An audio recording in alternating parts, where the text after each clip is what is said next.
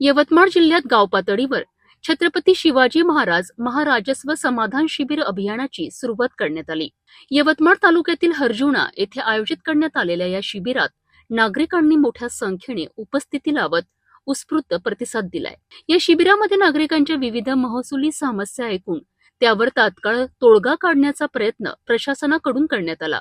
तसेच नागरिकांना विविध शासकीय योजनांची माहिती देण्यात आली आणि पात्र लाभार्थ्यांना योजनांचा लाभही वितरित करण्यात आला। यावेळी निवासी उपजिल्हाधिकारी अनिरुद्ध बक्षी आणि तहसीलदार डॉक्टर योगेश देशमुख यांच्या हस्ते विविध शासकीय योजनांचे लाभ नागरिकांना देण्यात आले।